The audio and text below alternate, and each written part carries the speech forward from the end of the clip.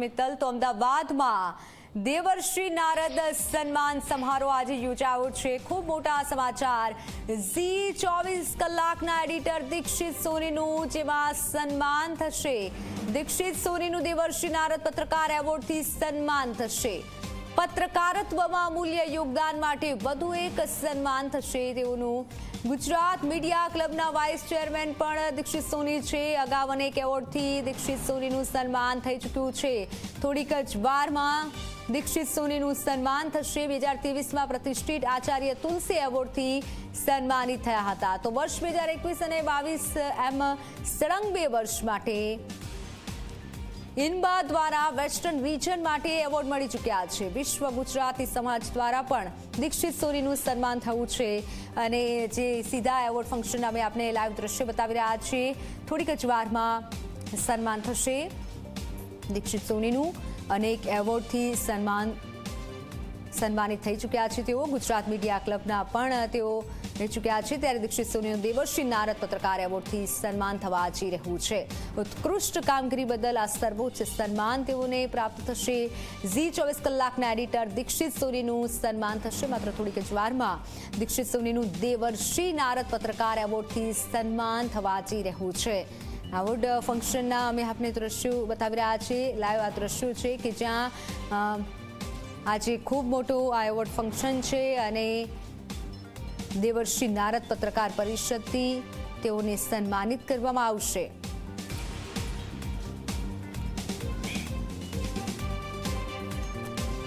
તો Gujarat media ક્લબના vice chairman પણ દીક્ષિત સોની રહી ચૂક્યા છે। અગાઉ અનેક એવોર્ડથી દીક્ષિત સોનીનું સન્માન પણ થઈ ચૂક્યું છે। 2023ની વાત કરીએ તો 2023માં પ્રતિષ્ઠિત આચાર્ય તુલસી એવોર્ડથી પણ તેઓ સન્માનિત થઈ ચૂક્યા છે। વર્ષ 2021 અને 22 એમ સળંગ 2 વર્ષ માટે ઇનબા દ્વારા વેસ્ટર્ન રિજન માટે એવોર્ડ મળી ચૂક્યા છે।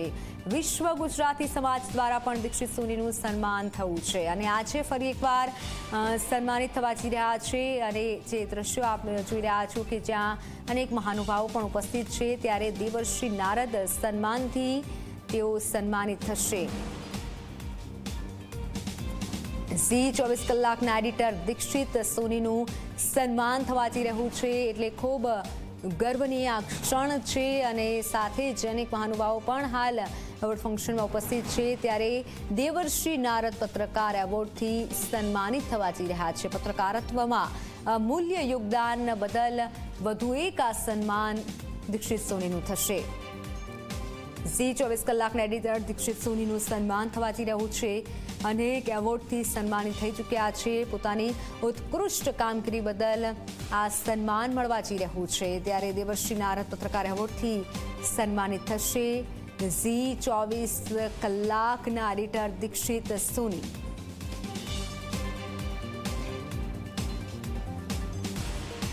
પત્રકારત્વમાં અમૂલ્ય યોગદાન બદલ આ વધુ એક સન્માન થવા જઈ રહ્યું છે।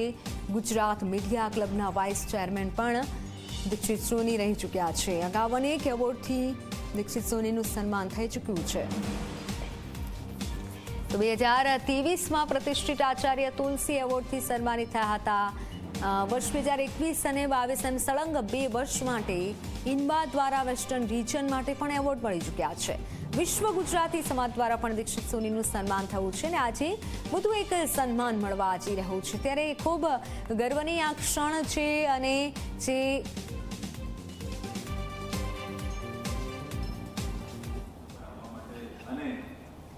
દેવર્ષિ નારદ એવોર્ડથી સ્વીકારવા માટે નિવેદન કરીશ।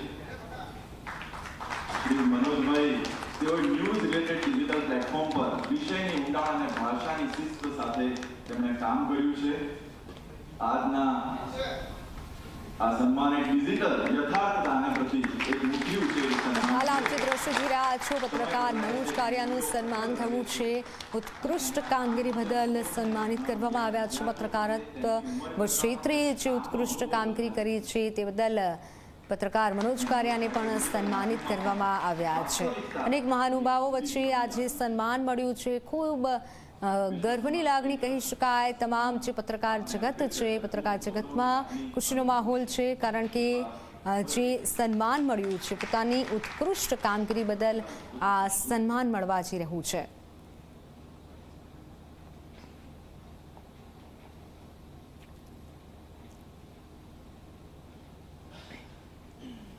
રેડિયોની વાત થઈ, ડિજિટલ મીડિયાની તો આજે પત્રકાર સન્માન સમારોહ યોજાયો છે, જેમાં દેવર્ષિ નારદ પત્રકાર સન્માન સમારોહ ઉત્કૃષ્ટ કામગીરી બદલ પત્રકારોને સન્માનિત કરાશે. પત્રકારત્વ જગતમાં જે પણ પત્રકારોએ પોતાની ઉત્કૃષ્ટ કામગીરી બદલ સાયન્સ અને આર્ટ એ બંનેના ખૂબ અદ્ભુત શિક્ષક છે. એકવાર જોરદાર તાળીઓ દીક્ષિતભાઈ માટે.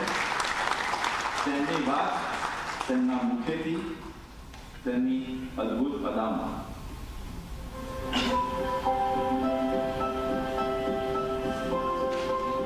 Media is always a passion for the journalist.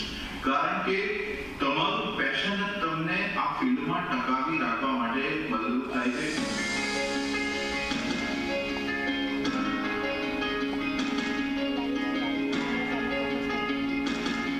આમ તો હું આ પ્રોફેશનમાં બાય એક્સિડન્ટ આવી ગયો હતો, પણ પછી એવું થયું કે આ જ પ્રોફેશન અને આ જ આવડતું હતું અને આ જ પેશન બની ગયું લાઈફનું. મારી કેરિયરની શરૂઆત 1996 થી ગુજરાત સમાચાર ટેલિવિઝનથી શરૂ કરી હતી અને 2001 થી માંડીને 2014 સુધી જે મોદી ફિલ્મ, ખાસ કરીને નરેન્દ્રભાઈ સીએમ તરીકે 2001 માં અહીંયા આગળ આવ્યા અને રાજકોટથી પેટા ચૂંટણી લડ્યા, ત્યારથી માંડીને અત્યારે એ કેન્દ્રમાં પ્રધાનમંત્રી તરીકે આગળ છે ત્યાં સુધીની આખી સફળતા અમે સાક્ષી બન્યા છીએ. આજે પણ પત્રકારત્વ વગર આપણે આપણી લોકતંત્રને કલ્પી ના શકીએ અને આજે પણ કોઈ પણ પત્રકાર હોય એ તમામ પત્રકારો લોકોનો અવાજ બને છે. ટીવીમાં આવવા માટે અથવા તો મોટા મોટા માણસો સાથે ઇન્ટરવ્યુમાં બેસવા માટે પત્રકારત્વ નથી. જેટલું રૂપાળું અને રૂડું ટેલિવિઝનના સ્ક્રીન પર તમને પત્રકારત્વ દેખાય છે, એટલું જ અઘરું અને એટલું જ કઠિન છે આ પત્રકારત્વ.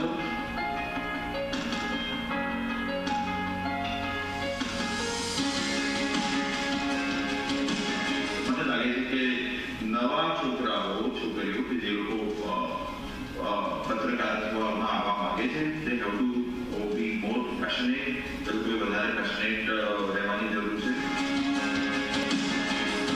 પણ આ બધી વસ્તુ ત્યારે શક્ય બને છે જ્યારે તમે નીતિથી કામ કરતા હોય અને જ્યારે તમે નીતિથી કામ કરો છો ત્યારે મને લાગે છે કુદરતનો તમને સાથ સહકાર આપે છે. અને આજે નારદ જયંતિ નિમિત્તે વિશ્વ સંવાદ કેન્દ્ર દ્વારા આ રેકગ્નિશન, આ સન્માન મને આપવાની વાત કરવામાં આવી છે. I am very delighted, I am very happy. કારણ કે જે વિચારધારા સાથે સતત 25 વર્ષથી તમે કામ કરતા હોય અને એ જ વિચારધારાનો જે મૂળ સ્ત્રોત હોય ત્યાંથી તમને સન્માન મળે, મને લાગે છે આનાથી મોટી વાત બીજું કોઈ ના હોઈ શકે.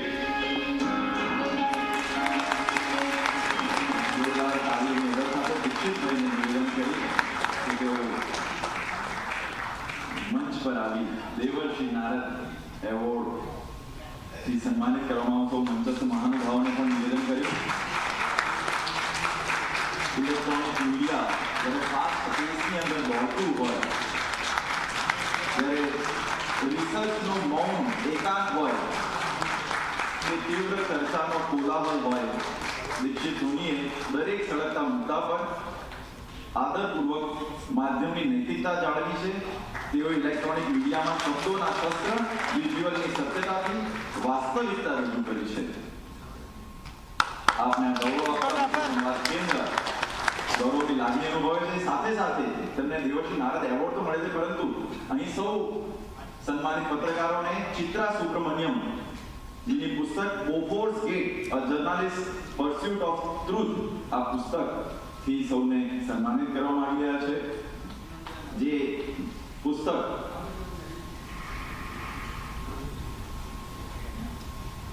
Print media